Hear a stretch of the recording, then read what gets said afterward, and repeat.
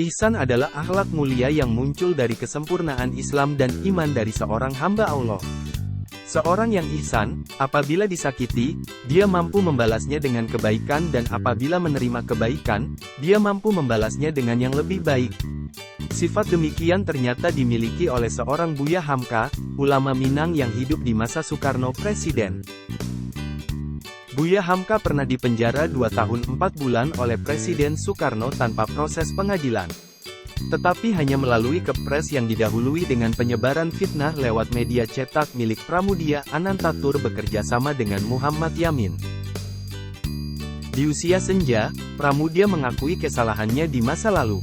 Ia mengirim putrinya Astuti, dengan calon suaminya Daniel yang mualaf, untuk belajar Islam pada Hamka sebelum mereka menjadi suami istri.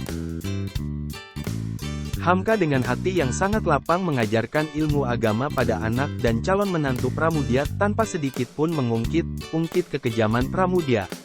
Astuti, anak perempuan Pramudia pun menangis haru melihat kebesaran hati ulama besar ini. Hamka juga yang menjadi saksi atas pernikahan anak Pramudia.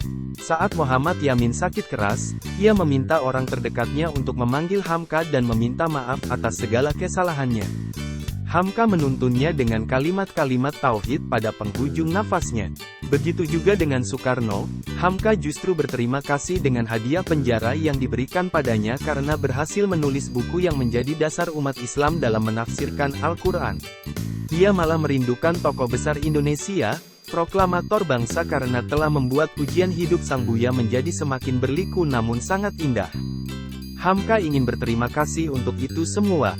Tanggal 16 Juni tahun 1970, seorang ajudan Soekarno datang ke rumah Hamka membawa secari kertas bertuliskan pendek, "Bila aku mati kelak, aku minta kesediaan Hamka untuk menjadi imam salat jenazahku." Hamka langsung bertanya pada sang ajudan, Di mana beliau sekarang?" Dengan pelan dijawab, "Bapak sudah wafat di RSPAD, jenazahnya sedang dibawa ke Wisma Yosok."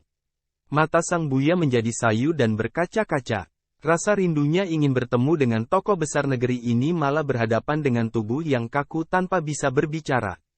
Hanya keikhlasan dan pemberian maaf yang bisa diberikan Hamka pada Soekarno. Untayan doa yang lembut dan tulus dipanjatkannya saat menjadi imam salat jenazah Presiden pertama Indonesia. Ketika seorang hamba melakukan sebuah kebaikan semata-mata mengharap ridho Allah, maka seharusnya dia tidak akan kecewa jika hasilnya tidak seperti yang ia perkirakan atau harapkan. Dia menyerahkan sepenuhnya kepada Allah apapun hasil dari kebaikan yang dilakukannya dan dia ikhlas bahkan selalu bersangka baik dalam menerima segala keputusannya.